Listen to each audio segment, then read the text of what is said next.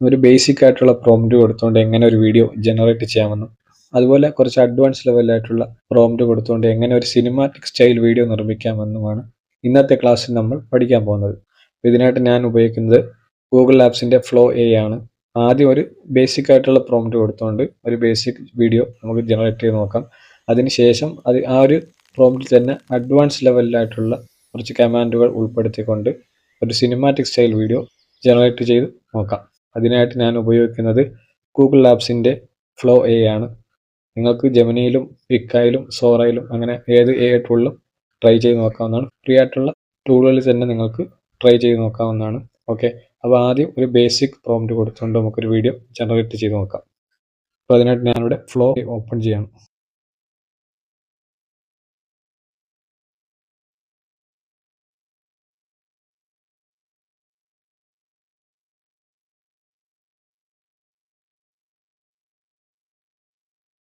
ഇവിടെ nano banana എന്ന് എഴുതിയിരിക്കുന്നിടത്തും touch ചെയ്യുക. എന്നിട്ട് അവിടെ ഇമേജ് മാറ്റി വീഡിയോ സെലക്ട് ചെയ്ത് കൊടുക്കുക. അതിൻ്റെ തൊട്ട് താഴെ ആസ്പെക്ട് റേഷ്യോ ഡിസ്റ്റോളർ സെലക്ട് ചെയ്യാം.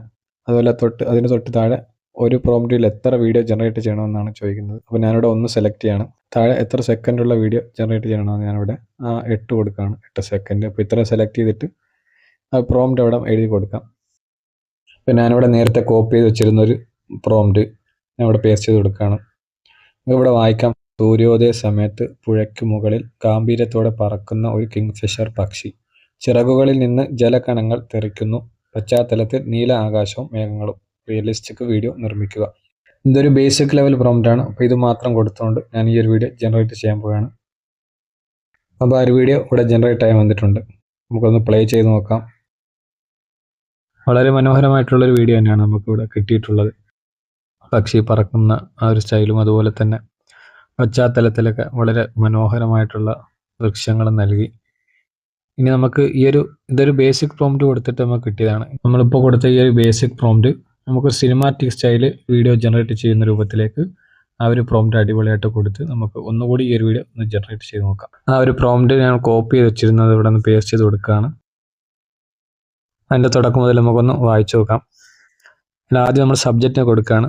ആകാശത്തിലൂടെ ചിറക് വിരിച്ച് പറക്കുന്ന ഗാംഭീര്യമുള്ള ഒരു കിങ്ഫിഷർ പക്ഷി. അതാണ് നമ്മളിവിടുത്തെ ഈ ഒരു വീഡിയോയിലെ സബ്ജക്റ്റ്.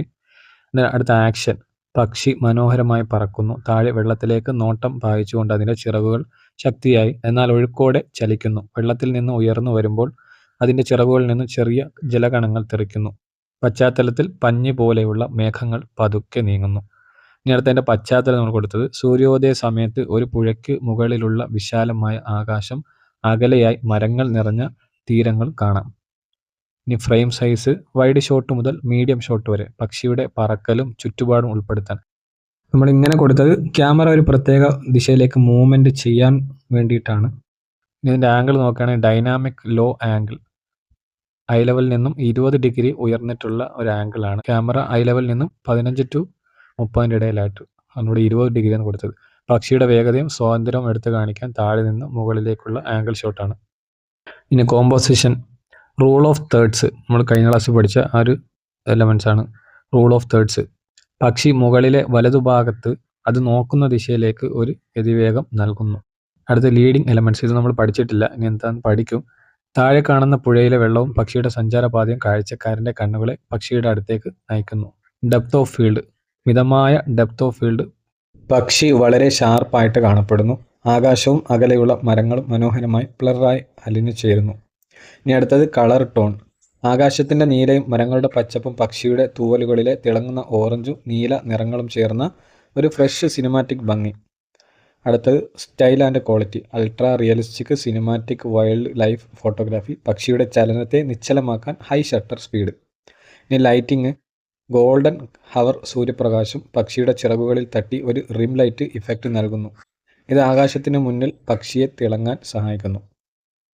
ക്യാമറ മൂവ്മെൻറ്റ്: പക്ഷിയുടെ വേഗതയ്ക്കൊപ്പം പാൻ ചെയ്യുന്ന ഷോട്ട്. ശേഷം വിശാലമായ ഭൂപ്രകൃതി കാണിക്കാനായി പതുക്കെ സൂം ഔട്ട് ചെയ്യുന്നു. അപ്പോൾ ഇത്രയുമാണ് ഈ ഒരു പ്രോംപ്റ്റിൽ കൊടുക്കുന്നത്. അപ്പോൾ ഈ ഒരു പ്രോംപ്റ്റ് കൊടുത്തിട്ട് ഈ ഒരു വീഡിയോ നമുക്ക് ഒന്ന് ജനറേറ്റ് ചെയ്ത് നോക്കാം.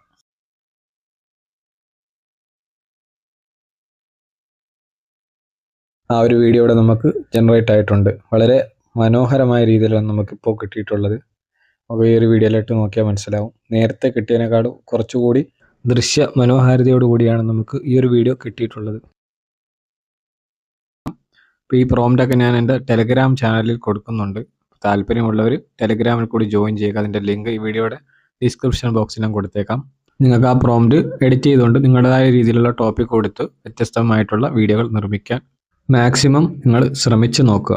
ഈ രീതിയിലൊക്കെ നിങ്ങൾക്ക് ഈ ഒരു അഡ്വാൻസ് ലെവൽ പ്രോംപ്റ്റ് കൊടുത്തിട്ട് ഒരുപാട് വീഡിയോകൾ നിർമ്മിക്കാൻ സാധിക്കും.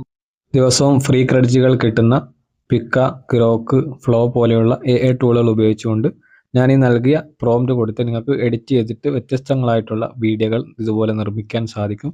നിങ്ങൾക്ക് നിങ്ങളുടേതായ ഐഡിയ ഉപയോഗിച്ചും നിങ്ങൾക്ക് ഇഷ്ടമുള്ള രീതിയിൽ പ്രോംപ്റ്റ് മാറ്റി കൊടുക്കാം. ഞാനിവിടെ ഒരു സാമ്പിൾ മാത്രം നൽകിയെന്നേ ഉള്ളൂ. ഓക്കെ.